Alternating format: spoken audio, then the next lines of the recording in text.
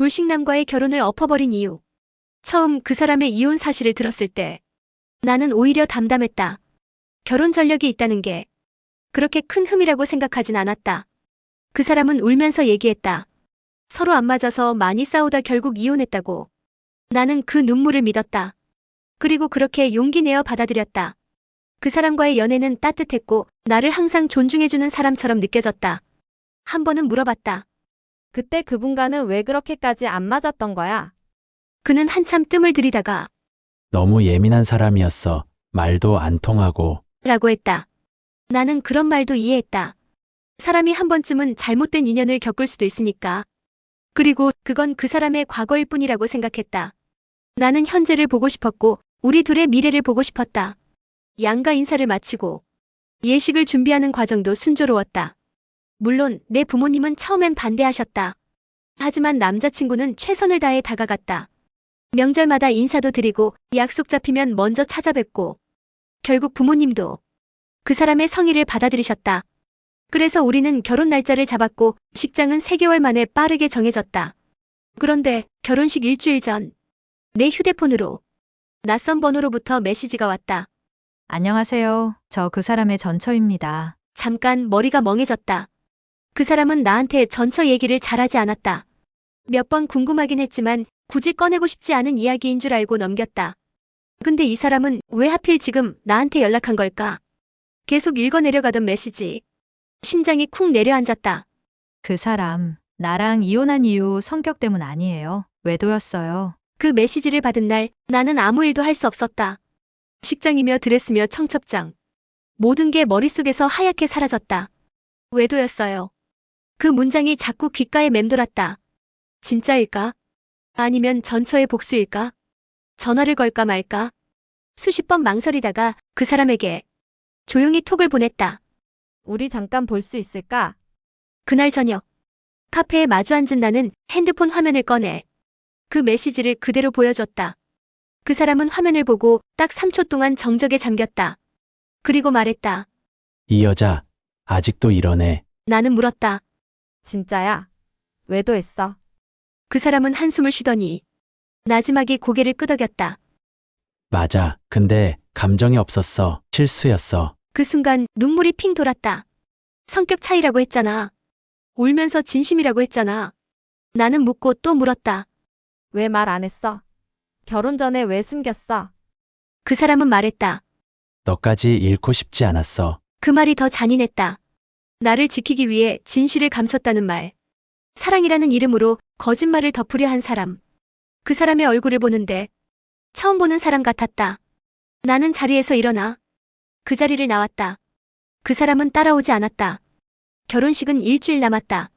근데 난 지금 이 사람을 전혀 모르겠다. 그날 이후로 하루가 일주일처럼 흘렀다. 결혼식은 딱 6일 남았다. 나는 아직도 드레스를 고른 매장에서 받은 청첩장을 바라보며 울고 있다. 말해야 할까? 이걸 우리 엄마한테 말해야 할까? 몇 달 전만 해도 엄마는 이 결혼을 결사 반대하셨다. 이혼한 남자라고 딸 인생 망칠 거라고. 근데 그 사람 명절마다 찾아가서 웃고 엄마 생신 때는 손편지도 썼다. 결국 엄마 마음도 열렸다. 딸 행복하면 된다고 그렇게 말해주셨다. 근데 그 행복이 거짓말 위에 세워졌다는 걸 이제 와서 어떻게 말하지? 엄마 사실 그 사람이 외도해서 이혼한 거였어. 이 한 문장을 나는 도저히 입 밖에 낼 수 없었다. 결국 전화를 걸었다가 끊고 걸었다가 또 끊었다. 그러다 문득 엄마한테 톡이 왔다. 드레스 잘 나왔어? 너무 예쁘겠다, 우리 딸. 그 문장 보고 숨이 턱 막혔다. 나는 좋은 딸이고 싶었는데, 기대에 부응하고 싶었는데, 근데 지금 내가 하고 있는 건 그 모든 믿음을 부수는 일이잖아. 그 순간 아빠가 조용히 내 방에 들어오셨다. 엄마가 그러는데 너가 요즘 아무 말도 없어서 불안하대. 나는 그제야 고개를 들고 아빠를 똑바로 바라봤다. 아빠 나 결혼 못할지도 모르겠어요. 아빠는 아무 말 없이 내 옆에 앉아주셨다. 그리고 그 말 한마디. 말해봐. 무슨 일이야? 우리 딸. 나는 숨을 고르고 모든 걸 처음부터 털어놓았다. 그 사람의 전처가 보낸 메시지. 이혼 사유가 외도였다는 것. 그리고 그 사실을 결혼 직전까지 숨겼다는 것.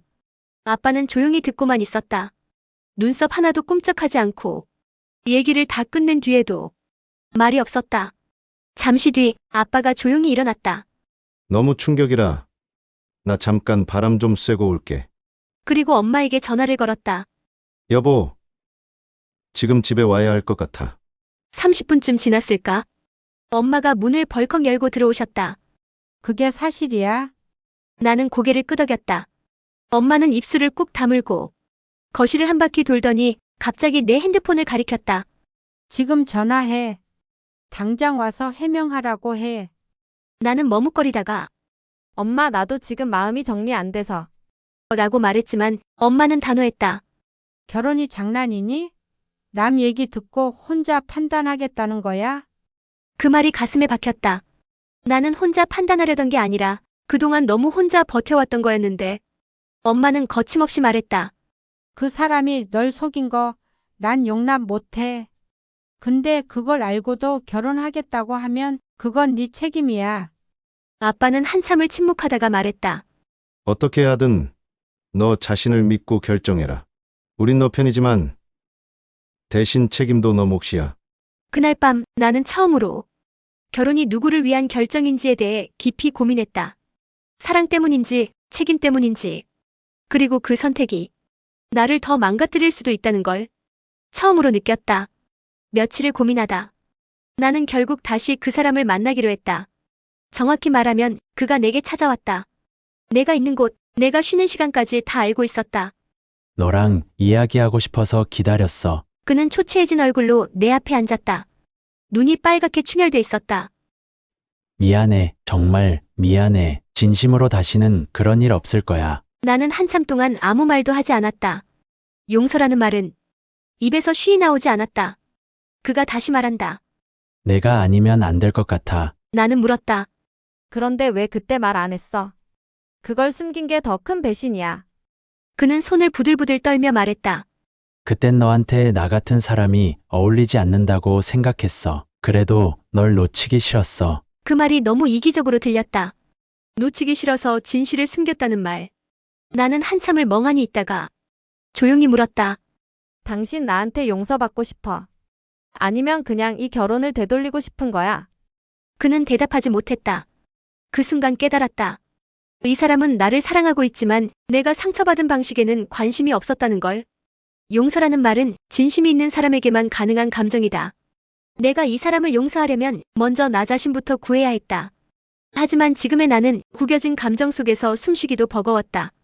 그를 용서할 준비가 되지 않은 건 그를 사랑하지 않아서가 아니라 나 자신이 이 결혼이 무서워졌기 때문이었다. 결혼식은 5일 남았다. 나는 결국 예식장에 전화를 걸었다. 혹시 예식 취소하면 위약금이 얼마나 되나요? 직원이 묻는다. 예정일이 며칠 남으셨죠? 나는 대답했다. 5일이요. 한참 정적이 흐르고 직원은 조심스럽게 말했다. 예. 그럼 계약금은 반환 어렵고 추가 위약금이 발생하실 수 있습니다. 나는 알겠습니다만 남기고 전화를 끊었다. 그리고 바로 드레스샵에 연락했다. 피팅 취소 가능할까요? 또 한 번 들리는 정중한 거절.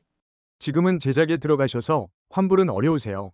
나는 핸드폰을 내려놓고 한참을 멍하니 앉아 있었다. 결혼을 취소하는데도 돈이 이렇게 많이 드는구나. 참 이상했다. 나는 결혼하자고 한 적이 없는데 결혼하겠다고 들었을 뿐인데 드레스 계약금, 스냅사진 예약금, 예식장, 패백 음식, 부케 꽃집까지 파오는 감정이 아니라 진짜로 결정이 필요했다. 엄마는 조용히 말하셨다. 지금 포기하면 이제 와서 뭐라 하는 사람들 많을 거야. 나는 물었다. 그 사람들이 내 인생 대신 살아줄 것도 아니잖아요. 엄마는 대답하지 못했다. 결혼이 무너진 게 아니라 내가 무너지는 느낌이었다. 신부가 입는 흰 드레스가 이렇게 무거운 옷이었나? 나는 웨딩 촬영용 구두를 벗어 옷장 구석에 밀어 넣었다. 조용히 아주 천천히 결혼 준비를 지워가는 중이었다. 드레스를 반납하고 예식장 예약을 정리하던 날 그 사람이 내게 찾아왔다. 식은 얼굴로 현관 앞에 서 있었다. 나는 말없이 문을 열었다. 그는 손에 무언가를 들고 있었다. 함이 아니었다. 꽃도 아니었다. 작은 수첩 한 권. 결혼 준비하며 같이 정리하던 메모 노트였다. 우리 이렇게 많이 준비했더라. 나는 그 수첩을 보며 한 장도 넘기지 못했다. 그가 말했다. 부모님한테 한 번만 더 말해줘. 진짜로 잘 살 자신 있다고. 나는 대답하지 않았다. 그는 애써 미소를 지었다. 나도 두려웠어. 근데 이젠 안 무서워. 진심으로 너랑 평생 함께하고 싶어. 그 말이 어딘가 씁쓸하게 들렸다. 나는 조용히 물었다. 지금 그 마음은 결혼이 깨질까봐 무서운 마음이 아니야. 그는 입을 꾹 다물었다. 그리고 시선을 내리깔았다. 나는 이어 말했다. 사랑은 상대방의 불안과 눈물까지 감싸는 거야. 당신은 내 불안을 끝까지 외면했어. 그가 조용히 고개를 숙였다. 난 지금 당신보다 나 자신이 더 중요해. 그가 아무 말도 하지 못한 채 손에 든 노트를 내려놓고 돌아섰다. 문이 닫히는 소리가 지금껏 준비한 모든 것의 끝처럼 느껴졌다. 그리고 그 순간 나는 처음으로 조금 숨이 쉬어졌다. 결혼식 전날 나는 마지막으로 문자를 썼다. 신부 측 불참입니다. 딱 그 한 줄. 그 이상 쓸 수가 없었다. 더 설명하면 더 무너질 것 같았다. 그 한 줄을 보내는데 30분이 넘게 걸렸다. 결혼식장은 취소되지 않았다. 하객들도 이미 절반 이상이 참석하기로 되어 있었다. 아직 아무것도 모르는 사람들도 많았다. 나는 연락을 차단한 채 폰을 꺼두었다. 그날 나는 혼자 모텔방을 잡았다.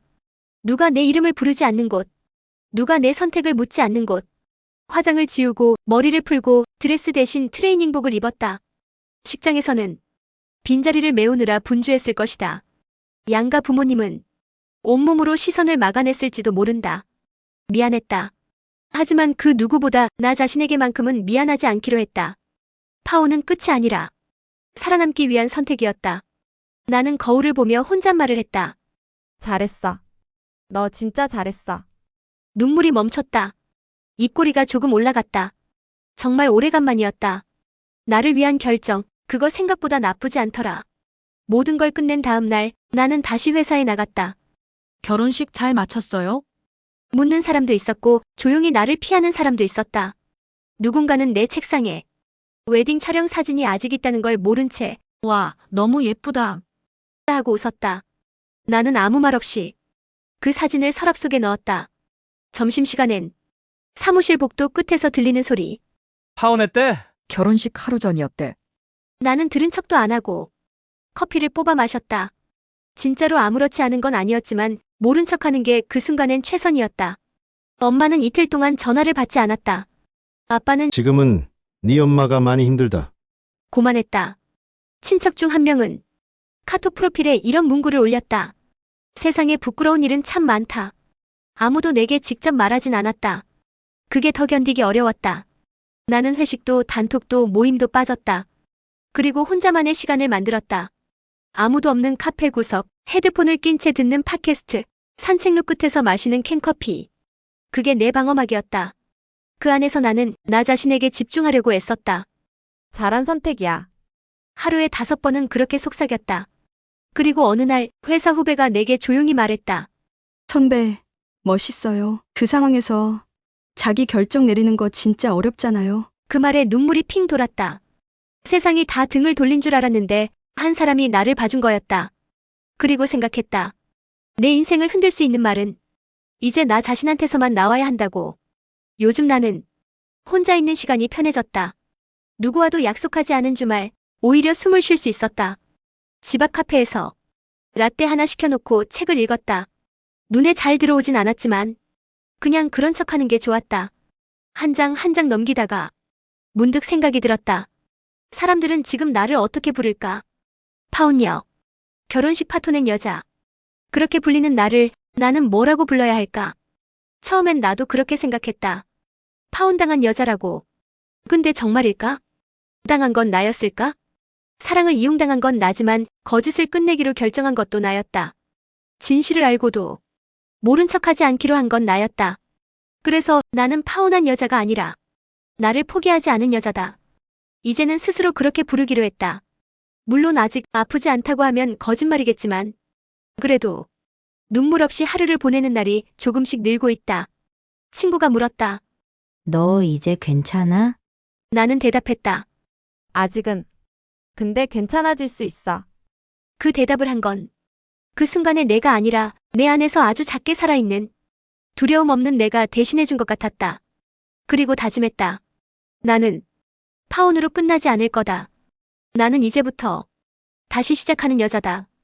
그 사람의 번호는 이미 차단해뒀다. 근데 어느 날 카카오톡으로 낯선 번호가 떴다. 나야, 번호 바꿨어. 나는 읽고도 읽지 않은 척했다. 그 후로도 며칠에 한 번꼴로 톡이 왔다. 밥은 잘 먹고 다니지? 결혼식장엔 나 혼자 갔었어. 다시 시작할 수는 없을까? 처음엔 그냥 읽지 않으면 된다고 생각했다. 근데 점점 그 말들이 머릿속을 맴돌기 시작했다. 혼자 갔었다. 다시 시작하자. 이건 미련일까? 아니면 죄책감에 기대는 거일까? 한밤중에 전화가 왔다. 모르는 번호. 나는 받지 않았다. 그 다음 날 또 왔다. 문자. 내가 그때 한마디만 더 해줬으면 난 안 무너졌을 거야. 이기적인 말이었다. 끝까지 책임을 나에게 돌리는 말. 나는 참지 못하고 처음이자 마지막으로 답장을 보냈다. 그 무너진 건 당신이 만든 결과예요. 나는 그 안에서 빠져나온 것 뿐이에요. 그 뒤로 연락은 없었다. 이제 진짜 끝난 것 같았다. 그 사람은 사랑을 구했던 게 아니라 사랑이라는 이름으로 다시 나를 끌어들이려 했던 거였다. 나는 그 유혹 앞에서 흔들리지 않았다는 사실이 조금 자랑스러웠다. 누군가를 잊는다는 건 그 사람을 지우는 게 아니라 다시 나를 기억하는 일이란 걸 이제서야 알게 되었다. 파혼 후 시간이 조금 흘렀다. 나는 다시 일하고 사람도 만나고 웃기도 한다. 겉으론 그 누구보다 멀쩡하다. 그날도 오랜만에 본가에 들렀다. 김치 좀 챙겨간다고 말했을 뿐인데 엄마는 반찬을 2손 가득 싸주셨다. 무도 가져가. 배추도 있고 내가 좋아하는 묵은지도 있어. 나는 웃으며 대답했다. 엄마, 나 시집 안 가도 밥 잘 챙겨 먹어요. 엄마는 웃지 않았다. 그냥 고개를 끄덕이기만 했다. 돌아 나오다 화장실에 들렀는데 화장실 문을 닫고 돌아서려던 순간 안방 문이 살짝 열려 있었고 그 안에서 엄마가 조용히 울고 있었다. 소리도 내지 않고 눈물만 흘리는 얼굴. 그 모습을 보고도 나는 아무 말도 하지 못했다. 엄마는 내 앞에선 단 한 번도 눈물을 보인 적이 없다. 늘 강한 척했고 늘 잘했다고 말해줬다. 근데 그날 나는 알았다. 엄마는 나보다 더 많이 상처받았다는 걸. 딸이 세상의 말들에 휘둘릴까봐 더 세게 말하고 더 강하게 버텼다는 걸. 돌아오는 길 나는 핸들을 잡고 소리 없이 울었다. 나 때문에 가족이 이런 시간을 견디고 있다는 게 너무 미안하고 미안했다. 근데 동시에 이런 생각도 들었다. 그래도 지금 이 고통이 그 사람과 평생 사는 것보다 훨씬 나았다고. 진짜로 끝났구나. 그래도 잘 끝낸 거였구나. 나는 속으로 다짐했다. 언젠가 꼭 웃으면서 말할 거라고. 엄마, 나 정말 잘 살고 있어. 오랜 친구가 결혼을 한다고 연락을 줬다. 초대장을 받았을 때 잠시 망설였다. 내가 거길 가도 될까? 드레스를 입고 버진로드를 걷고 사람들의 박수를 받는 신부. 그 자리에 서는 건 내가 먼저일 줄 알았는데. 하지만 가기로 했다. 이제 남의 결혼이 부러운 시절은 아니라고 믿고 싶어서. 결혼식 날 나도 하객답게 차려입고 꽃을 들고 식장에 들어섰다. 신부 대기실. 친구는 말 그대로 빛나고 있었다. 너무 예쁘다. 진심으로 그렇게 말해줬다. 친구는 웃으며 말했다. 너도 곧 할 거잖아. 아니면 다시 생각해봐도 늦지 않았잖아. 그 말에 잠시 가슴이 먹먹했다. 결혼식이 시작되고 오르간 소리와 함께 웨딩 마치가 울려 퍼졌다. 그 음악이 왜 그렇게 크게 들렸을까? 눈물이 났다. 질투도 아니고 그리움도 아니었다. 그냥 내가 한 시절을 통째로 떠나보냈다는 실감. 나는 혼잣말처럼 속삭였다. 그 시절도 소중했지만 이 길도 틀린 건 아니야. 결혼을 포기한 게 아니라 거짓된 사랑을 멈춘 거였다고. 식이 끝나고 사진을 찍는 사람들 사이를 빠져나왔다. 햇살이 부서지는 길을 걷는데 어쩐지 내 그림자가 예뻐 보였다. 그리고 그 순간 내가 걷는 이 길도 충분히 축복받을 수 있다는 확신이 들었다. 친구의 결혼식을 다녀온 뒤 한동안 기분이 이상했다. 울컥하지 않으려고 억지로 아무렇지 않은 척했는데 그게 은근히 힘들더라. 버진로드 앞에 서 있는 신부를 보는데 예전에 내가 꿈꾸던 모습이 슬그머니 떠올랐다. 나도 저런 순간이 있을 줄 알았거든. 사랑받는 확신으로 가득 찬 순간. 근데 지금 나는 그 장면을 뒤에서 지켜보는 사람이었다. 집에 돌아오니까 왠지 좀 허전했다. 누가 나를 기다려주는 것도 없고 대화도 없이 하루가 끝났다. 잠들기 전 조용히 이런 생각이 들었다. 나 너무 고요한 인생을 살고 있는 건 아닐까? 그 순간 카톡 하나가 울렸다. 지인이 보낸 연락이었다. 혹시 소개팅 안 할래? 키도 훤칠하고 직업도 괜찮고 성격도 진짜 좋은 사람인데. 예전 같았으면 나도 모르게 응이라고 했을 거다. 근데 지금은 바로 대답하지 않았다. 외로운 건 맞지만 그 외로움을 채우기 위해 누군가를 만나고 싶진 않았다. 나는 아직 혼자인 게 익숙해지고 있는 중이니까. 사람이 그립지 않은 게 아니라 내가 먼저 나를 더 좋아하고 싶은 거였다. 예전엔 늘 누군가와 함께 있어야 내가 괜찮다고 느꼈는데 지금은 혼자서도 충분히 괜찮을 수 있다는 걸 알게 됐다. 결혼식장 안에서 나왔을 땐 어쩐지 초라했는데 이제 그 문 밖이 내 인생의 시작이었다는 걸 안다. 나는 지금 누구와도 약속되지 않은 삶을 살고 있지만 그게 오히려 내가 선택한 가장 정직한 길이다.